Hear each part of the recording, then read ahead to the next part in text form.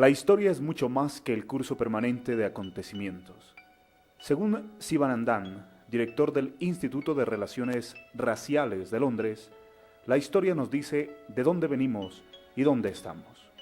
Pero también debería decirnos dónde deberíamos ir. Para nosotros los creyentes, la historia debe ser leída desde las realidades humanas, pero también desde el plano teológico. Por eso decía San Agustín, nuestra historia es una historia de salvación.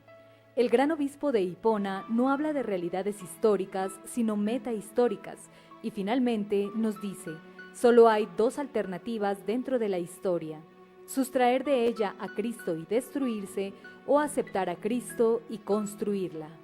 Por eso, queremos invitarlos a ustedes a que compartan con nosotros esta experiencia de la historia de la diócesis de Pasto, escrita desde un pasado que no olvidaremos, un presente que construimos desde hace 150 años y un futuro que desde hoy comenzamos a imaginar.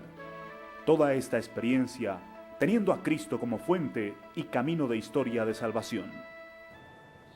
Desde el bautisterio del templo de San Juan Bautista, en el centro de la ciudad de Pasto, queremos iniciar el recorrido de nuestra historia de la diócesis de Pasto, que lo viviremos en tres grandes momentos: un pasado remoto que nunca olvidaremos, un presente que estamos construyendo desde 1859 y un futuro que empezamos a construir desde hoy. Bienvenidos. Al mediar el siglo XVI, un grupo de expedicionarios de don Sebastián de Belalcázar llegaron a un territorio indígena en la explanada de los Pastos, cerca del volcán Urcunina, que en quechua significa montaña de fuego. Desde el mismo momento en que llegaron, decidieron establecer en ese sector un puesto seguro para las posibles expediciones hacia el centro del futuro territorio de la Nueva Granada. En los archivos históricos de Lima, Quito y España, no se dice mucho sobre aquella región. Aún existe quienes guardan reservas de la fecha exacta en que se fundó la Villa Viciosa de la Concepción. Pero siguiendo a la mayoría de los historiadores, dejaremos la fecha del 24 de junio de 1537.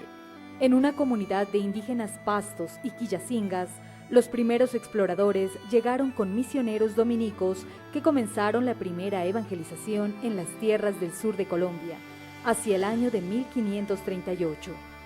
Pero será en el año de 1541 cuando se comience a prefigurar la imagen pastoral de una comunidad con su párroco. El padre Diego Gómez de Tapia será el primer párroco de San Juan Bautista de Pasto. Su pequeña comunidad de indios y algunos colonos dependerá pastoralmente del arzobispado del Cusco en el Perú. Fueron 2 siglos y medio los que pasaron entre ser la última parroquia del norte de la arquidiócesis del Cusco para convertirse en 1717 en la parroquia que daba inicio al territorio del arzobispado de Quito por el norte de su territorio. Ya en la época independentista, las pequeñas parroquias del sur de Colombia comenzaron su conexión pastoral con la arquidiócesis de Popayán. 1836. Se crea el Obispado Auxiliar de Popayán con residencia en Pasto, siendo el primer obispo residente Monseñor Fray Antonio Burbano Ordóñez de Lara. Su origen pastuso lo convierte en el primer bautizado del sur que debe recibir esa misión eclesial de ser obispo entre sus hermanos.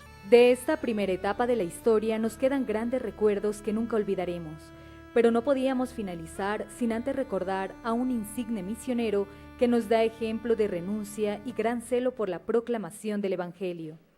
El 10 de agosto de 1635 nace en Pasto Juan Lorenzo Lucero, quien en su juventud se convirtió en el émulo del gran San Francisco Javier por su vida austera, sus hazañas apostólicas, capacidad intelectual y dotes de gobierno. Muere en Quito a los 71 años, después de 42 años empleado en las misiones amazónicas, en la más agitada de las obras de la catequesis del Nuevo Mundo. Fue llamado con toda justicia el apóstol del Amazonas. En plena época de independencia y de la construcción de una naciente república colombiana, la iglesia de Pasto tuvo que pasar momentos de prueba y de exaltada incomprensión por parte de los dirigentes de la patria. La Iglesia, firme al mensaje de Cristo, tuvo que anunciar y denunciar todo atropello contra las personas y sus bienes, sea del bando realista o republicano. Para los obispos, sacerdotes y misioneros de la época, no había liberación o independencia si no se respetaba el derecho sublime a la vida y la libertad a la autodeterminación de cada pueblo. Desde Monseñor Antonio Burbano, primer obispo residente en Pasto, y sus siguientes hermanos en el episcopado junto con su presbiterio, mantuvieron firme su compromiso pastoral de hablar y trabajar por la independencia, pero con respeto a los ideales y propósitos de toda la comunidad nariñense. Ante esta postura, inmediatamente vinieron las persecuciones y odios sectarios que llevaron a obispos y sacerdotes al exilio y al sufrimiento de separarse de sus comunidades de fe que con amor y celo pastoral habían cuidado. 10 de abril de 1859, con la bula In Excelsa Militantis Ecclesiae de su santidad Beato Pío IX, se crea el obispado de Pasto y se nombró como primer obispo a Monseñor José Elías Puyana. Aunque las sombras de guerra y pobreza, unidas a ciertos desastres naturales, como fueron los eventos de la erupción del volcán Galeras y el terremoto del 20 de enero de 1834, estuvieron a punto de provocar un desplazamiento total de la población de la ciudad de Pasto y sus alrededores, no lograron abatir el corazón y las fuerzas de los dirigentes eclesiásticos, quienes invitaron a los pastuzos a mantenerse firmes y a seguir construyendo en el espléndido Valle de Atriz la historia de su pueblo y de su fe. Los siglos XVIII y XIX fueron tiempos de grandes cambios. A ellos no se negó la Iglesia de Pasto. Ejemplo de ello son los centros educativos que se convirtieron para la mayoría de nariñenses en los únicos espacios para la educación. Jesuitas, dominicos, agustinos, capuchinos, padres del oratorio de San Felipe y la diócesis, a través de sus presbiterios diocesanos, unidos a dedicadas religiosas de distintas comunidades, se convirtieron en abanderados de una educación en valores y calidad educativa que hasta hoy se pondera en toda la región. No podemos olvidar a Monseñor Antonio Burbano, creador de la Universidad de Nariño, junto con el padre Benjamín Belalcázar, su primer rector. También aparecieron los arquitectos e ingenieros episcopales que con su buen gusto y visión de futuro convirtieron a la ciudad de Pasto en la bella ciudad teológica, con conventos, casas curales, hospitales y templos majestuosos que hasta hoy sirven de testimonio de una fe y de un empuje de los pastuzos por una diócesis con un pasado y un presente que no olvidaremos. La presencia de santos y santas convirtió el siglo XIX en la época de oro de la santidad en Pasto.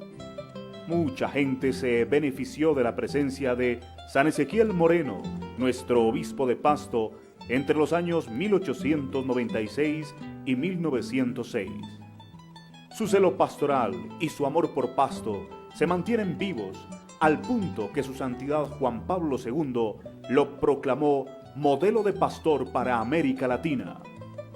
La beata Caridad Brader, con su amor por la Eucaristía y la misión, rompió con todo esquema de la época y demostró que la fuerza y la vida heroica de las religiosas de María Inmaculada se logra con una dedicada contemplación de Cristo en la Eucaristía y en el rostro del que sufre. Beata Encarnación Rosales, reformadora de la comunidad beblemita, mantuvo firme su amor por las promesas del Sagrado Corazón de Jesús e impuso a sus hermanas el amor por la juventud y la enseñanza. Santos y santas, pastores y pastorales, demuestran que el presente de nuestra diócesis está marcado por el amor a Cristo y a su Iglesia. La galería de obispos de nuestra diócesis no es muy extensa, pero el número de sus obras son tan gigantescas que es imposible en este breve documental traer a memoria. Sin los 17 obispos, celosos pastores de la verdad, sin aquellos humildes y sabios sacerdotes de las parroquias de la diócesis, sin los religiosos y religiosas de todas las comunidades, y sin aquellos alegres y comprometidos laicos de siglo y medio de historia diocesana, no podríamos pasar al siguiente momento en el que vislumbraremos desde el presente el futuro que deseamos para nuestra Iglesia del Sur.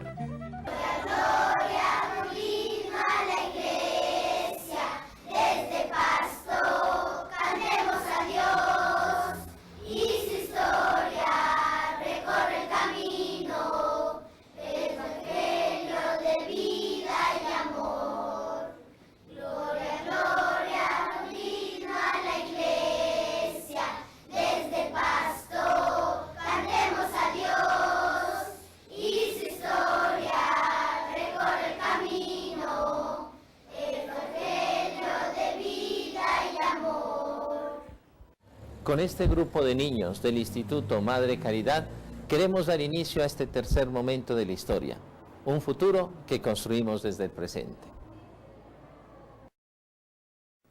La diócesis de Pasto, en su comienzo fue una iglesia con un territorio inmenso que cubría todo el sur de Colombia. Con el paso del tiempo y el aumento de la población y el deseo por evangelizar y llegar a todos los nuevos creyentes, se comenzó una gran experiencia en la vida de esta iglesia. Se dio paso a la multiplicación de la gracia en nuevas iglesias diocesanas que nacieron de la diócesis de Pasto: Huapi, San Vicente del Caguán, Leticia y la diócesis de Florencia Caquetá, Tumaco, Mocoa Sibundoy y la diócesis de Ipiales. Hoy nos encontramos ante un mundo que vive un cambio de época, cuyo nivel más profundo es el cultural. Por eso, desde el 30 de mayo de 1995, nuestro obispo, Monseñor Enrique Prado Bolaños, y toda la diócesis representada en su presbiterio, religiosos y laicos, se vienen comprometiendo en la construcción de un mundo mejor. El 20 de julio de 1998, con una participación de 350 delegados de toda la diócesis, se dio comienzo a la gran aventura de trabajar unidos en un proceso de pastoral, orgánico, permanente y misionero. Fruto de esta experiencia son las más de 15 parroquias fundadas en estos 12 años. La experiencia de misión, tanto dentro de la diócesis como fuera de las fronteras, marca un estado permanente de misión.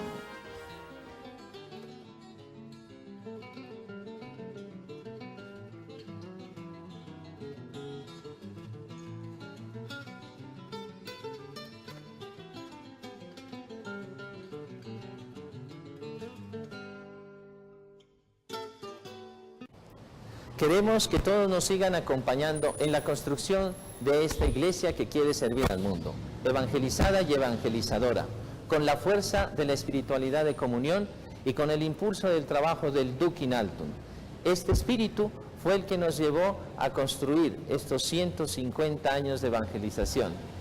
Que todos, unidos como una sola iglesia, trabajemos en la construcción de un mundo mejor. Bienvenidos a esta experiencia.